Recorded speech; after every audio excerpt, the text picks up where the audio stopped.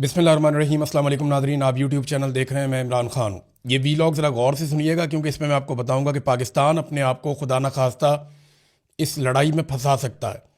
हमारे साथ क्या हो सकता है और सिचुएशन क्या है वो मैं आपको बाद में बताता हूँ, लेकिन पहले इस जंग में वो मरहला आ गया जो बहुत ख़तरनाक है और ये नहीं होना चाहिए। ये पूरा का पूरा जो खलीज है जिसमें Iran, Iraq, Saudi Arab, Kuwait, Bahrain, Qatar, UAE, Oman, ये सारे ममालिक जो हैं इनके अंदर तेल है और ये तेल की दौलत से माला माल है। ये लोग आज अमीर हैं तो इस वजह से कि इनके पास तेल की दौलत है और तेल से इन्होंने बेशुमार पैसा बनाया। अब तेल के कुएं अगर जलना शुरू हो जाएं तो ये पूरा रीजन जो है वो खंडरात में तब्दील हो जाएगा और वो जिस चीज़ का खतरा था वो हो गई और ईरान से इसका आगाज़ हुआ है और इराक के अंदर भी ये सिलसिला शुरू हो गया है। ईरान की जो ऑयल तनसीबात हैं उनके ऊपर शदीद तरीन हमला किया गया है। इसराइल ने दावा किया है कि 30 के करीब हमले किए गए हैं, यानी उनकी एयरफोर्स ने 30 के करीब बम मारे हैं और बहुत सारे जो ऑयल रिफाइनरीज और टैंकर्स इनके ऊपर अटैक किया गया है। ईरान ने कन्फर्मेशन की है कि उनके 3 ऐसे डिपोज जहां पे वो तेल को स्टोर करते हैं वो तबाह हुए हैं और ऑयल रिफाइनरीज के हवाले से भी मुतजाद खबरें आ रही हैं। ये तो अगर नुकसान हुआ तो अरबों डॉलर का नुकसान है, बहुत बड़ा नुकसान है। और ईरान की ऑयल तनसीबात पर अगर हमला होगा तो ईरान इसका जवाब क्या देगा इसका भी आप अंदाज़ा कर सकते हैं। ये बहुत खौफनाक है। एक बात और आप अपने जहन में रखेंगे, ईरान ने इससे पहले एक धमकी दी थी और वो धमकी ये भी थी कि इसराइल की जो न्यूक्लियर साइट है जहाँ पे वो एटमी अपने मराकज़ उसने बनाए हुए हैं वो वहाँ पे भी उड़ाने की धमकी ईरान पहले दे चुका है। जबकि याद रखिएगा पूरे मिडल ईस्ट के अंदर तेल के कुएँ हैं जिनसे अमेरिका भी फ़ायदा उठाता है, इसराइल भी फ़ायदा उठाता है। और अगर ये मामला उस तरफ चला गया तो पूरा इलाका जो है वो बड़ी हौलनाक पिक्चर उसकी आपको नज़र आना शुरू हो जाएगी। अब एक अमेरिकन तज्जियाकार हैं और ये साबिक फौजी भी हैं, ये डैनियल डेविस, ये डीप डाइव को इस वक्त लीड करते हैं। इन्होंने एक स्टेटमेंट दिया है। ये स्टेटमेंट कह रहा है कि इत्तलात के मुताबिक अब अमेरिका और इसराइल की जंग ईरान के तेल के बुनियादी ढांचे तक फैल रही है। ये वो कदम है जिसकी लिंडसे ग्राहम महीनों से वकालत कर रहे हैं, यानी वो पहले से खबरदार कर रहे हैं कि ये हो सकता है। अगर ये सच है तो इस बात का इम्कान बढ़ जाएगा कि ईरान भी जवाबी कार्रवाई में इसराइल के तवानाई के अहदाफ को निशाना बनाए, या इससे भी ज़्यादा खतरनाक सूरत हाल ये होगी कि वो खित्ते में अमरीका के इत्तहादी खलीजी ममालिक की तेल की तनसीबात पर हमला कर दे। इससे जंग इस तरह फैलेगी जो आलमी तवानाई की सप्लाई में तोसी और देर पा तातुल का बायस बनेगी। ये इकदाम ईरानियों को घुटने टेकने पर मजबूर नहीं करेगा, लेकिन इससे मशरिक वस्ता में तशद्दुद और इंसानी तकलीफ में बहुत इजाफा होगा। ये बात आप जहन में रखें नाजरीन कि ये आग से अब खेलना शुरू हो गया अमेरिका और इसराइल। फ्रस्ट्रेशन बहुत ज़्यादा बढ़ रही है ना। ईरान को रोकने की वो तमाम कोशिशें कर रहे हैं कि वो सरेंडर कर दे। सुप्रीम लीडर को शहीद कर दिया गया, इसके बावजूद ईरान ने सरेंडर नहीं किया। बच्चियां शहीद हो गई, लगभग 1,500 लोग ईरान में शहीद हो चुके हैं अब तक, इससे कुछ कम है, लेकिन ईरान ने सरेंडर नहीं किया। बड़ा शदीद उनके इंफ्रास्ट्रक्चर का नुकसान किया गया और अब जो उनके तेल के ज़खायर हैं उनके ऊपर अटैक किया जा रहा है। अगर जवाबी कार्रवाई में ईरान भी यही करता है इसराइल में या जहाँ जहाँ पे अमरीकी मफादात हैं, मिसाल के तौर पे इराक के अंदर उन्होंने अटैक किया और अमेरिकन वहाँ से निकले। इराक से जो अमेरिकन निकल के जा रहे हैं वो सारे वो हैं जो तेल के कारोबार से मुंसलिक हैं।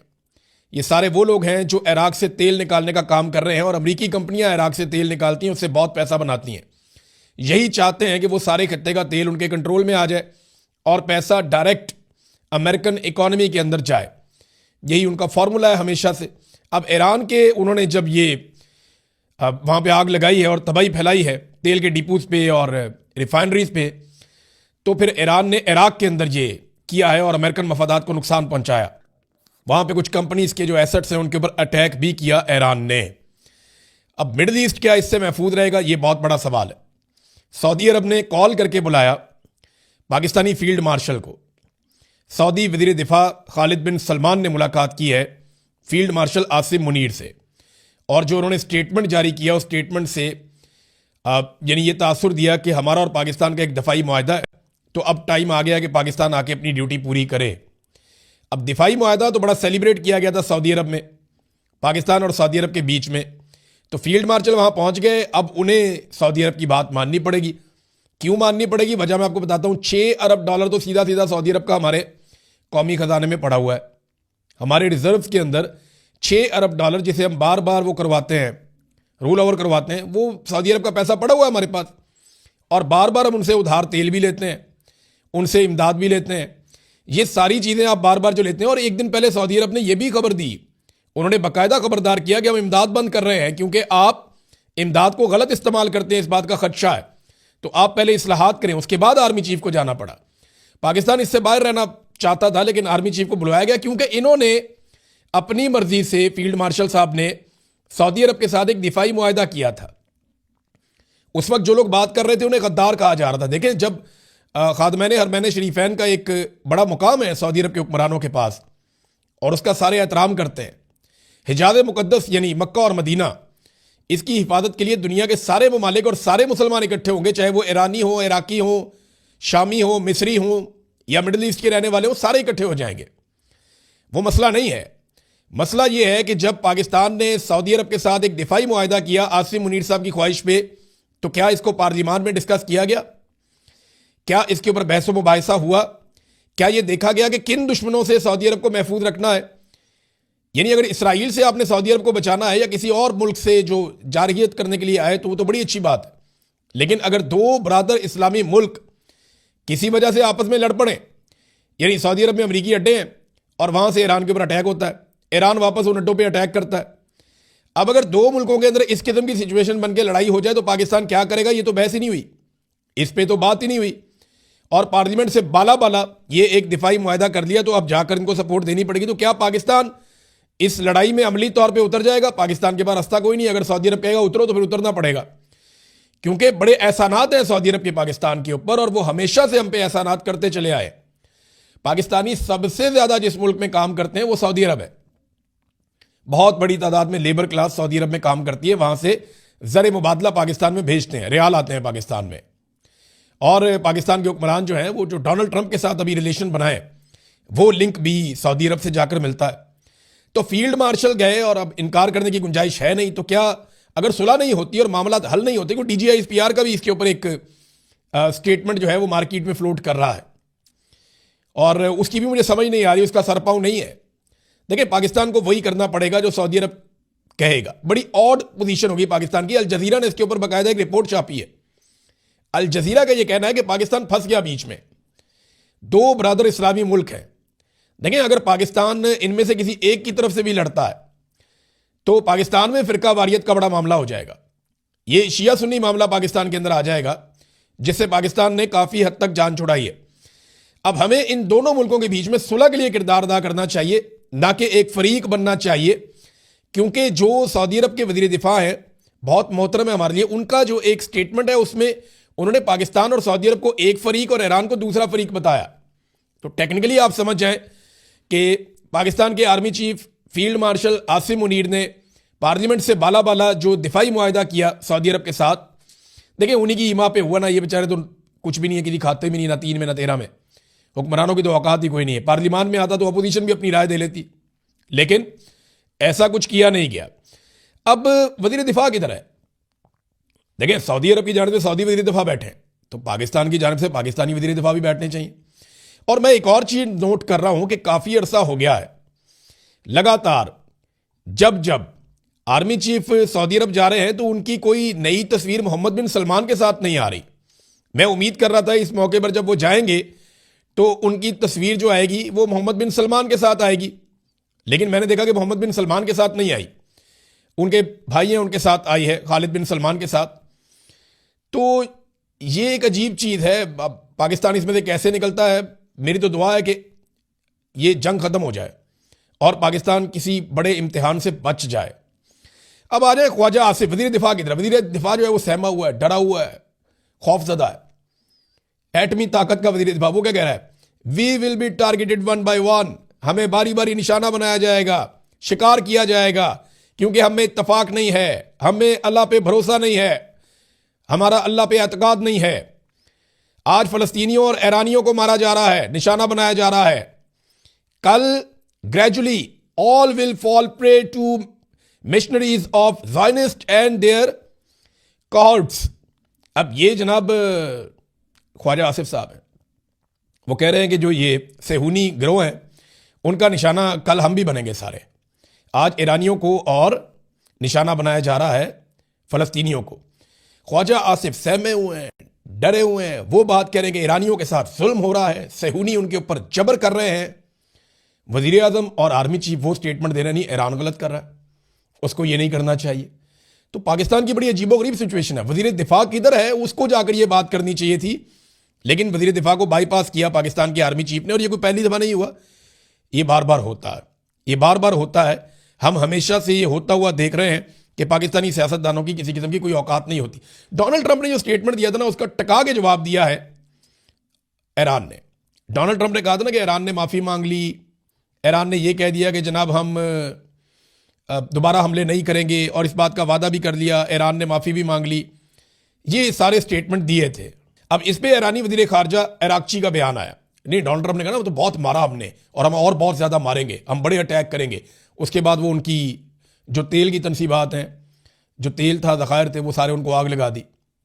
तो इस पे डोनाल्ड ट्रंप का जो ट्वीट था या स्टेटमेंट था, उसका जवाब आया। ईरानी वज़ीर ख़ारजा इराक़ची ने कहा कि हमारे खित्ते में कशीदगी कम करने के लिए हमारे सदर ने जिस खलूस और खुलेपन का इजहार किया, वो इस शर्त के साथ मशरूत था कि हमारे पड़ोसियों की फ़िज़ाई हदूद, सरजमीन और पानी को ईरानी अवाम पर हमले के लिए इस्तेमाल ना किया जाए। ताहम सदर ट्रंप ने हमारी सलाहियतों, अज़म और इरादे का गलत अंदाज़ा लगाया, जिसकी वजह से ये कोशिश फ़ौरन ही नाकाम हो गई। यानी यहाँ पे खित्ते में अमन होने लगता है, डोनाल्ड ट्रंप का स्टेटमेंट फिर आग लगा देता है। अगर मिस्टर ट्रंप तनाव में मजीद इजाफा करना चाहते हैं तो हमारी ताकतवर मुसल्लह अफवाज तवील अरसे से हर तरह की सूरत हाल के लिए तैयार है और इन्हें मुंह तोड़ जवाब दिया जाएगा। ईरान की जानिब से अपने दिफा के हक में की जाने वाली किसी भी जवाबी कार्रवाई की तमाम तर जिम्मेदारी अमरीकी इंतजामिया पर आयद होगी। ट्रंप की एक हफ्ते की गलत फहमी और गलत मुहिम जोई की वजह से जहां नौजवान फौजियों की जानों का ज़िया हुआ है, वहीं अमरीकी फौज को पहले से ही $100 अरब का माली नुकसान भी हो चुका है। मार्केटें दोबारा खुलेंगी तो ये अखराजात मजीद बढ़ जाएंगे और इसका बराह रास्त बोझ पंपिंग स्टेशनों के जरिए आम अमरीकी शहरियों पर मुंतकिल हो जाएगा।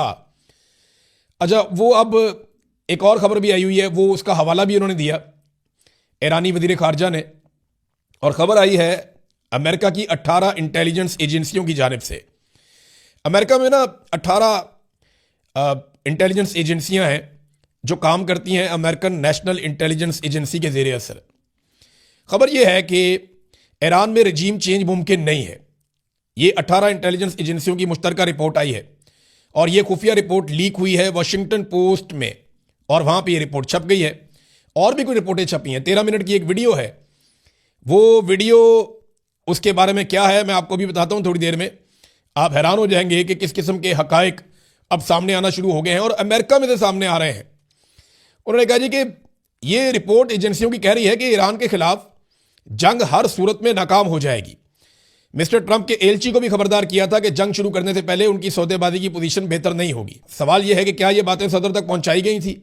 उन्होंने कहा जी कि सदर ने मशरिक़ वस्ता में एक दलदल में खुद को और अपनी फौज को फंसा दिया है और नेतन्याहू ने डोनाल्ड ट्रंप का कंधा इस्तेमाल करते हुए अमेरिका को जंग के अंदर धकेल दिया है। ये इस किस्म का इनका स्टेटमेंट है, इन्होंने जवाब दिया है डोनाल्ड ट्रंप को। अब आ जाए नाजरीन उस 13 मिनट की वीडियो की तरफ।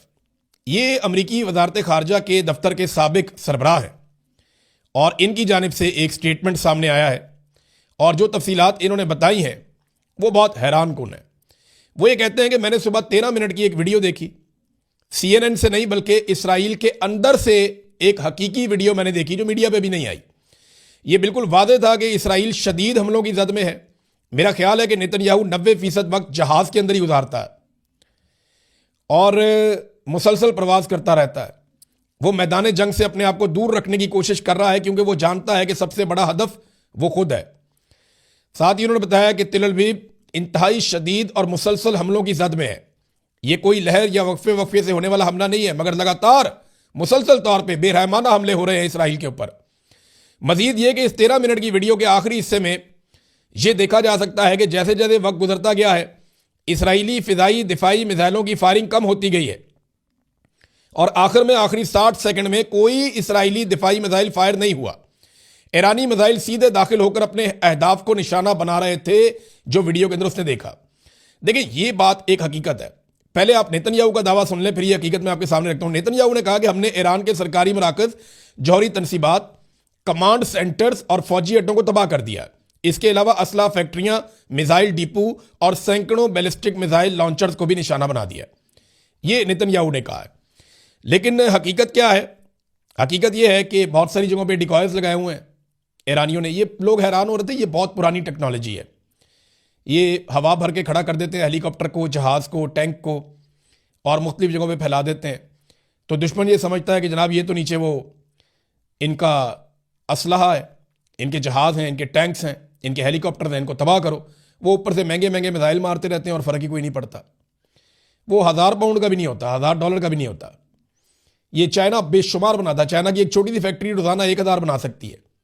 बस इसके अंदर आपने हवा भरनी है एक मशीन के जरिए से, और 2 मिनट के अंदर आपका बेहतरीन तैयारा ज़मीन पे खड़ा होता है। और किसी भी सैटेलाइट में, किसी भी जहाज़ पर से देखने में, किसी भी सिस्टम से आप देखें तो आपको ऐसा ही लगता है कि जैसे वो नीचे जहाज़ है या हेलीकॉप्टर है या टैंक्स खड़े हैं या दिफाई निज़ाम है या जो भी है। वो ईरान ने डिकॉयर्स लगाए, उनके ऊपर बार बार अमेरिका अटैक करता है। कई जगहों पे तो ज़मीन पे पेंट कर दिया उन्होंने।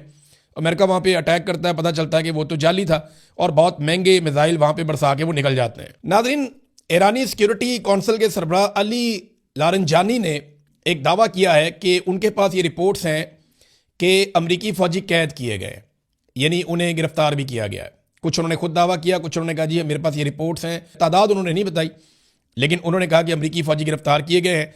अगर ऐसा है तो आपको आने वाले दिनों में इसकी वीडियो नज़र आ जाएगी। लेकिन एक चीज़ मैं आपको कंफर्म करूं कि जहां ईरान ने यह कहा था कि हम अरब ममालिक के ऊपर अटैक नहीं करना चाहते, हम मादरत चाहते हैं क्योंकि हमें अटैक करना पड़ता है उस वक्त जब उनकी सरजमीन से हम पे अटैक होता है, तो गुज़िश्ता रात को दोबारा ईरान ने अटैक किया है। अब रात को लेट नाइट ये इंफॉर्मेशन आई कि ईरान ने बहरीन, कुवैत, सऊदी अरब और इराक में मौजूद अमरीकी फ़ौजी अड्डों पर हमले किए। ये हमले उन बेसिस के खिलाफ किए गए जो गुज़िश्ता शाम ईरान के खिलाफ इस्तेमाल हुए थे। जो अड्डे ईरान के खिलाफ इस्तेमाल हुए उनके ऊपर उन्होंने वापस अटैक कर दिया। अब देखिए ना, इन अरब ममालिक की सूरत हाल ये है कि ये अमेरिका को मना कर नहीं सकते, इसराइल को रोक नहीं पा रहे। वो यहाँ से अड्डे इस्तेमाल करते हुए ईरान पे अटैक कर रहे हैं, उधर से ईरान वापस अटैक करता है तो ये माइंड करते हैं कि जी हमारी सरजमीन पे अटैक क्यों हो रहा है। ये बड़ी अजीबोगरीब सिचुएशन है। अब इसमें पूरा रीजन जल के खाक हो सकता है अगर होश के नाखून इन लोगों ने ना लिए। अमेरिका तो वापस चला जाएगा अपने फौजी लेके, अपने बहरी जहाज लेके। खंडर तो ये इलाका बन जाएगा, नुकसान तो इस इलाके का हो जाएगा। आज यूएई से बेशुमार बिजनेसमैन वो निकलना चाहते हैं, लोग अपना पैसा निकाल के भाग रहे हैं। एक एक फ्लाइट का लोग 2-2, $2.5 लाख भी दे रहे हैं कि हमें यहां से किसी तरह निकाल दो। लोग निकलना चाहते हैं फौरी तौर पे। नाजरीन, डोनाल्ड ट्रंप ने चढ़ाई कर दी बरतानिया के ऊपर। हैरत अंगेज लग रहा है ना आपको?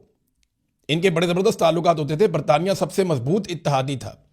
ट्रंप ने कहा the United Kingdom our once great ally may be the greatest of them all, यानी हमारा सबसे बेहतरीन और अजीम साथी था बरतानिया। उसने कहा जी फाइनली उसने बहुत संजीदगी से सोचने के बाद 2 एयरक्राफ्ट कैरियर जो है मिडिल ईस्ट में भेजे हैं। That's okay prime minister Starmer, ठीक है वजीर आजम Starmer, we don't need them any longer, हमें उनकी जरूरत नहीं है। ये डोनाल्ड ट्रंप ने जवाब दिया लंदन को, बरतानिया को। यानी बरतानिया ने यहां से हथियार भेजे और अब डोनाल्ड ट्रंप ने कहा हमें उसकी जरूरत नहीं है, लेकिन हम इसे याद रखेंगे। We don't need people that join war after we have already won. हमें आप लोगों की जरूरत नहीं है उस वक्त जब हम ऑलरेडी जंग जीत चुके हैं, ये डोनाल्ड ट्रंप ने कहा। देखिए बाकी ममालिक, चाहे यूरोप है चाहे बरतानिया है, ये और भी बहुत सारे मुल्क हैं, वो इस लड़ाई में क्यों नहीं उतर रहे? वो सारे ये जानते हैं कि इंसानों ने जितने खतरनाक हथियार बना लिए दूसरी जंग अजीम के बाद, और जिस तरह रशिया और चाइना साथ खड़े हैं ईरान के, ऐसी सूरत हाल में अगर वो इस जंग का हिस्सा बनेंगे तो उनके मुल्क के ऊपर भी इसका रद्देअमल आएगा। और वो एक ऐसी जंग शुरू नहीं करना चाहते जिससे पूरी की पूरी इंसानियत तबाह हो जाए। डोनाल्ड ट्रंप का मसला और है, उनका पूरा का पूरा करियर और हर चीज दांव पे लगी हुई है। डोनाल्ड ट्रंप या तो ऐवान सदर में रहेंगे या जेल में जाएंगे, ऐसा दिखाई दे रहा है। उनका मुआवजा तो पक्का है, वो अपने मुंह से कह चुके हैं मेरा मुआवजा होगा। और mid term election Donald Trump के जीतने के इम्कान है ही नहीं, बहुत बुरे हालात हैं। वो न्यूयॉर्क का मेयर नहीं जीत सके, ममदानी वहां पे इलेक्शन जीत गए। तो डोनाल्ड ट्रंप की फ्रस्ट्रेशन तो समझ आ रही है। नेतन्याहू भी मुजरिम है, उनके ऊपर इसराइल के अंदर भी मामला आता है। वो चाहते हैं उनको सदारती माफी मिल जाए, उसके लिए वो सिफारिशें भी करते रहते हैं। तो इनके हालात बड़े पतले हैं। इनकी लड़ाई तो समझ आ रही है, लेकिन यूरोप और बरतानिया अपने आप को इस हलाकत में डालना नहीं चाहता, क्योंकि वो ये जानते हैं कि जितने खौफनाक हथियार इस वक्त दुनिया में मौजूद हैं वो पूरी दुनिया को आग लगा देंगे। अब नाज़रीन, एक आखिरी खबर मैं आपको देता हूं, और ये भी पाकिस्तानी हुक्मरानों की ढिठाई और बेशर्मी है। पाकिस्तान का जो वजीर आजम है और जो उनकी टीम है, वो ये कह रहे हैं कि क्योंकि आलमी सतह पे सारे मुल्कों में पेट्रोल की कीमतों में इजाफा हो रहा है, इसलिए हमने भी पेट्रोल की कीमतों में इजाफा कर दिया है। अब मैं आपके सामने हकायक रखता हूं मुल्कों के साथ साथ कि जंग से पहले और जंग के बाद किस किस मुल्क में पेट्रोल की कीमत कितनी बढ़ी है। पाकिस्तान में 266 से 321 तक पहुंची है, यानी ये जंग से पहले और जंग के बाद एक हफ्ते का डेटा है। इंडिया में 1 रुपया भी कीमत नहीं बढ़ी। बांग्लादेश में 5 रुपए कीमत बढ़ी है, यानी 125 का था 130 का हो गया। अफगानिस्तान में कीमत नहीं बढ़ी, उतने का ही है। नेपाल में 4 रुपए कीमत बढ़ी है, 186 का था 190 का हो गया। श्रीलंका में 365 का था, ये श्रीलंकन पैसे हैं, 370 का हो गया, यानी 5 रुपए वहां पे बढ़े हैं। तुर्की में 41 लीरा का था, 43 लीरा का हो गया, यानी 2 रुपए उनके बढ़े हैं। और ईरान के अंदर जो है वो बहुत ही थोड़ी सी कीमत बढ़ी है। सऊदी अरब में बहुत माइनर थोड़ी सी, यानी डॉलर्स के अंदर अगर आप लें तो सऊदी अरब में 0.62 डॉलर के ऊपर मिलता था, 0.66 डॉलर पे मिल रहा है। यूएई में भी बहुत ही कम कीमत बढ़ी है। इसी तरह से चाइना के अंदर ना होने के बराबर बढ़ी है। यूके के अंदर 1.78 अमेरिकी डॉलर, अब ये पहुंची है 1.85 अमेरिकी डॉलर, बहुत ही माइनर सी। जर्मनी के अंदर 1.82 से 1.89, बहुत ही मामूली सी, यानी पाकिस्तानी रुपयों में चंद रुपए बनते हैं, चंद रुपए बनते हैं पाकिस्तानी रुपयों में, अगर आप इसका अंदाजा लगाएं तो। जबकि अमेरिका के अंदर 0.85 डॉलर, यानी $1 से कम में पहले मिलता था, अभी भी $1 से कम में मिलता है, 0.90। यानी इन सब ने जो कीमत बढ़ाई 5 से 10 रुपए पाकिस्तानी बनते हैं, 5 से 10-12 रुपए पाकिस्तानी बनते हैं। इन सब ने जो कीमत बढ़ाई है अपने अपने मुल्कों में, और हमने कितनी बढ़ाई? 55 रुपए। बाकी दुनिया की निस्बत 5 गुना ज्यादा पैसा हमने वसूल किया पाकिस्तानियों से। ये फैक्ट, ये फिगर तो मैं आपके सामने रख रहा हूं, जंग से पहले और जंग के बाद। ये कौम को बेवकूफ बना रहे हैं, जैसे इन्होंने 8 फरवरी 2024 को आसिम मुनीर साहब के साथ मिलकर कौम को बेवकूफ बनाया और पूरे के पूरे मैंडेट पे डाका डाल दिया, बिल्कुल वैसे ही ये फिर कौम को बेवकूफ बना रहे हैं। लेकिन कौम की आंखें खुल गई हैं, हाथ नहीं खुले अभी। जिस दिन लोग बाहर आएंगे ना, उस दिन पता चलेगा। अब तक के लिए इतनी, अपना ख्याल रखिएगा, अपने इस चैनल का भी। अल्लाह हाफ़िज़।